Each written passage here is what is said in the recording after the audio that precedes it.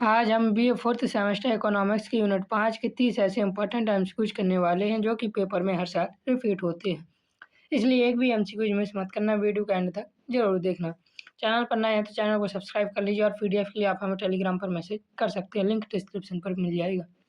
इसके पहले की चारों यूनिट को हमने प्लेलिस्ट पर ऐड कर दिया, आप प्लेलिस्ट पर जाकर देख सकते हैं और बाद की भी जो यूनिट आएंगी उसी प्लेलिस्ट पर आपको मिल जाएंगी, तो आपको कहीं भटकने की ज़रूरत नहीं पड़ेगी। तो चलिए शुरू करते हैं इकोनॉमिक्स के यूनिट 5 की 30 ऐसे एमसीक्यू जो कि पेपर में हर साल रिपीट होते हैं। पहला क्वेश्चन हमारा दिया हुआ है, सरकार की गैर कर आय का मुख्य स्रोत कौन सा है? तो इसका सही आंसर हो जाएगा फीस और लाइसेंस दोनों ही सरकार की गैर कर आय का मुख्य स्रोत है। आयकर पर सरचार्ज ये कर आय का मुख्य स्रोत है, फीस लाइसेंस गैर कर आय का मुख्य स्रोत है। क्वेश्चन नंबर दूसरा है हमारा, राजस्व सरकार द्वारा समाज का अधिकतम सुख सुविधा का सिद्धांत है, यह कथन किसका है? तो यह कथन डाल्टन का है। याद रखना, वेरी वेरी इंपॉर्टेंट क्वेश्चन है, हर साल ये कोई पेपर में रिपीट हो रहा है। क्वेश्चन नंबर तीसरा दिया हुआ है, शून्य आधार बजट अर्थात जीरो बेस बजटिंग का जनक किसे कहा जाता है? तो शून्य आधार बजट का जनक पीट पायर को कहा जाता है, याद रखना। क्वेश्चन नंबर चौथा दिया हुआ है, राजस्व अर्थात पब्लिक फाइनेंस को क्या कहा गया है? तो राजस्व को विज्ञान एवं कला दोनों कहा गया है, याद रखना ये। क्वेश्चन नंबर 5 दिया हुआ है, अधिकतम सामाजिक लाभ का बिंदु वहाँ होता है जहाँ पर सीमांत सामाजिक लाभ तथा सीमांत सामाजिक हानि आपस में बराबर हो, वहाँ पर सामाजिक लाभ का बिंदु अधिकतम होता है। इसका मतलब ये और सिद्धांत पहले याद रखना किसने दिया था? ये डाल्टन ने दिया था। डाल्टन के अनुसार अधिकतम सामाजिक लाभ तब प्राप्त होता है जब सरकार द्वारा किए गए खर्च से मिलने वाला सीमांत सामाजिक लाभ और जनता से कर से लेने वाले सीमांत सामाजिक त्याग या हानि दोनों बराबर हों, वहाँ पर क्या होता है? अधिकतम सामाजिक लाभ होता है।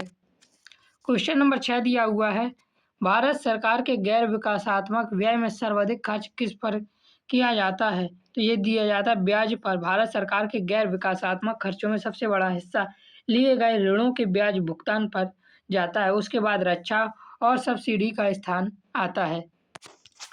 क्वेश्चन नंबर 7वां दिया हुआ है, निम्न में से कौन सी शक्ति बाजारी अर्थव्यवस्था का संचालन करती है? तो इसका हमारा सही आंसर हो जाएगा मांग एवं पूर्ति। शक्ति बाजारी अर्थव्यवस्था का संचालन करती है कौन? मांग एवं पूर्ति। क्वेश्चन नंबर 8 दिया हुआ है, भारतीय अर्थव्यवस्था का वर्तमान स्वरूप कैसा है?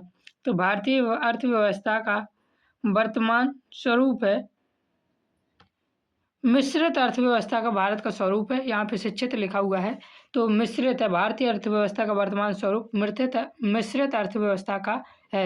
ना भारतीय अर्थव्यवस्था पूंजीवाद है ना ही समाजवाद है, ये मिश्रित अर्थव्यवस्था वह होती है जहाँ पर निजी क्षेत्र और सार्वजनिक क्षेत्र अर्थात सरकार और प्राइवेट सेक्टर दोनों एक साथ मिलकर काम करते हैं, उसे मिश्रित अर्थव्यवस्था कहते हैं। तो भारत की अर्थव्यवस्था मिश्रित अर्थव्यवस्था है।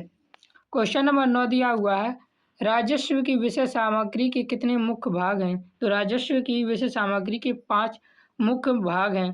लोक वित्त में विषय सामग्री को मुख्य रूप से 5 भागों में बांटा जाता है। पहले याद रखना, इनके नाम मैं बता देता हूँ। पहला है सार्वजनिक आय, दूसरा है सार्वजनिक व्यय, तीसरा है सार्वजनिक ऋण और चौथा है वित्तीय प्रशासन जिसे हम बजट कहते हैं और 5वां है आर्थिक स्थिरीकरण। तो राजस्व की विषय सामग्री के मुख्य 5 भाग है और मैंने आपको नाम भी बता दिए। क्वेश्चन नंबर 10 दिया हुआ है, वित्त केवल अंक गणित नहीं है, वित्त एक महान नीति है, यह कथन किसका? याद रखना, ये बहुत बार पूछा गया है। जितने भी कथन है उनको याद रखना कौन सा कथन किसने कहा है। तो वित्त केवल अंक गणित नहीं, वित्त एक महान नीति है, इस कथन को कहा था जेम्स विल्सन ने कहा था, याद रखना।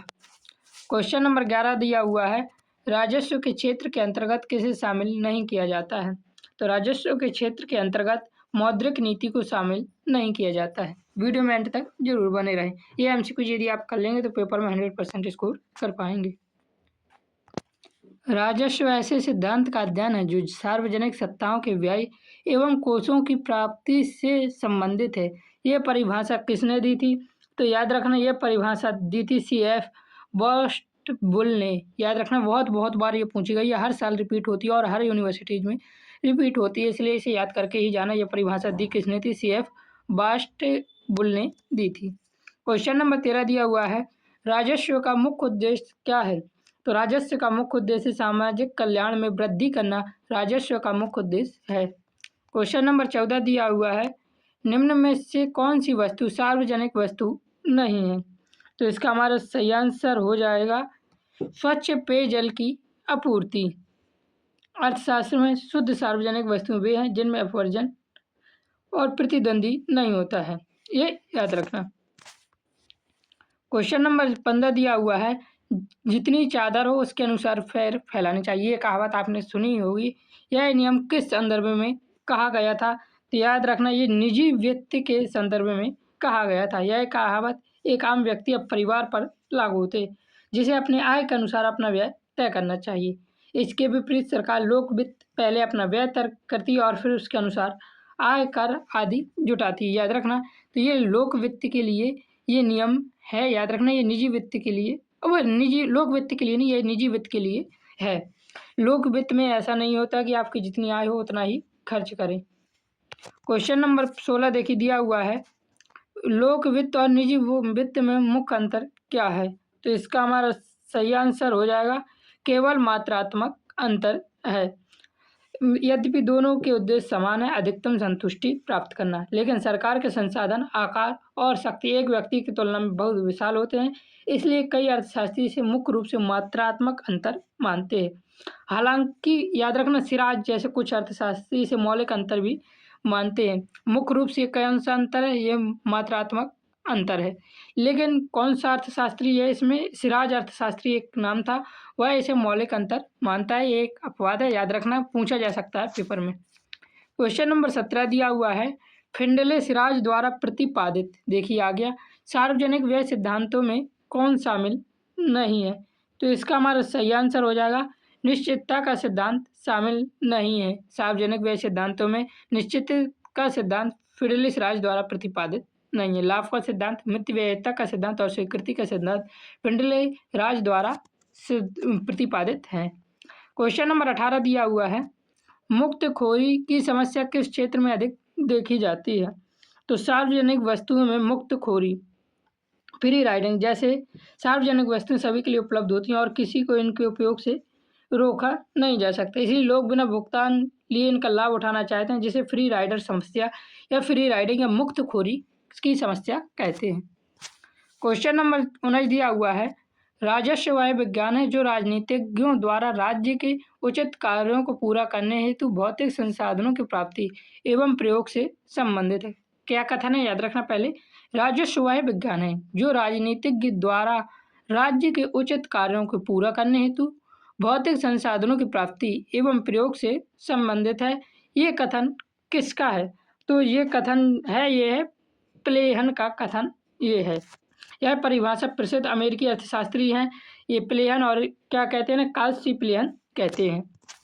क्वेश्चन नंबर 20 दिया हुआ है, भारत में शून्य आधार बजट ZBB को औपचारिक रूप से कब प्रयुक्त किया गया?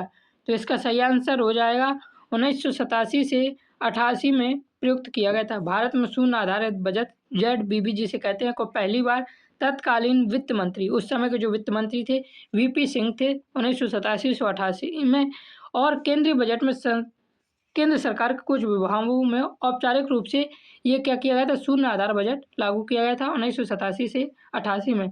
उस समय याद रखना तत्कालीन वित्त मंत्री कौन थे? VP सिंह थे। ये भी पूछा जा सकता है कि जब शून्य आधार बजट औपचारिक रूप से प्रयुक्त हुआ था तब वित्त मंत्री कौन थे? तो VP सिंह थे। क्वेश्चन नंबर 21 दिया हुआ है, सार्वजनिक व्यय में वृद्धि का मुख्य कारण क्या है?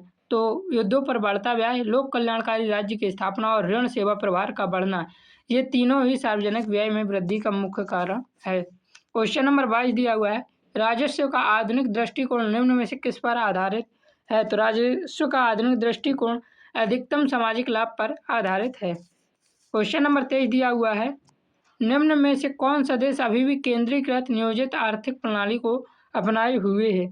तो चीन अभी भी कौन सी प्रणाली को अपनाया? केंद्रीकृत नियोजित आर्थिक प्रणाली को। यद्यपि चीन ने बाजार में सुधार अपनाए, लेकिन दिए गए विकल्पों में चीन ही वह देश है जहां अर्थव्यवस्था का मूल ढांचा अभी भी काफ़ी हद तक कम्युनिस्ट पार्टी द्वारा केंद्रीकृत या नियोजित किया जाता है। क्वेश्चन नंबर 24 दिया हुआ है, जिला पंचायतों द्वारा निम्न में से कौन सा कर नहीं लगाया जा सकता है? तो जिला पंचायतों द्वारा सेवा कर नहीं लगाया जा सकता, भवन कर और विज्ञापन कर ये दोनों लगाए जा सकते हैं। क्वेश्चन नंबर 25 दिया हुआ है, स्थानीय निकायों की आय का प्रमुख स्रोत क्या है? तो स्थानीय निकायों की आय का प्रमुख स्रोत राज्य सरकार से प्राप्त अनुदान, बाजार तथा मेलों पर कर और तीर्थयात्री कर, ये तीनों ही स्थानीय निकायों की आय के प्रमुख स्रोत हैं। क्वेश्चन नंबर 26 दिया हुआ है, राजस्व में अध्ययन किया जाता है। तो राजस्व में किसका अध्ययन किया जाता है? तो इसका हमारा सही आंसर हो जाएगा सार्वजनिक आय और व्यय का अध्ययन राजस्व में किया जाता है।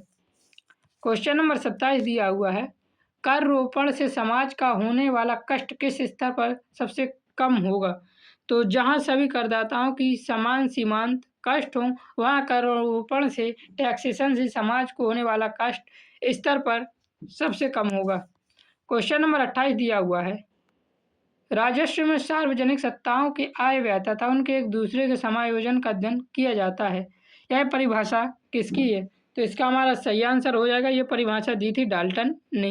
राजस्व में सार्वजनिक सत्ताओं के आय व्यय तथा उनका एक दूसरे के समायोजन का अध्ययन किया जाता है, ये डाल्टन ने कहा था।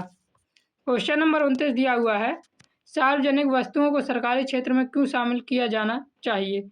तो इसका सही आंसर हो, उपयुक्त सभी कारणों से, निजी क्षेत्र की असमर्थता के कारण, मुक्तखोरी की समस्या के समाधान हेतु और सर्वहितकारी वस्तुओं की उपदेयता के कारण।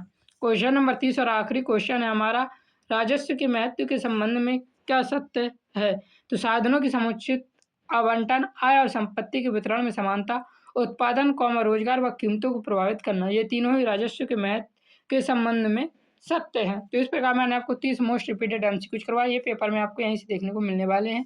पेपर से पहले एक बार 2x में देखकर जरूर जाए। जय हिंद, जय भारत, राधे राधे।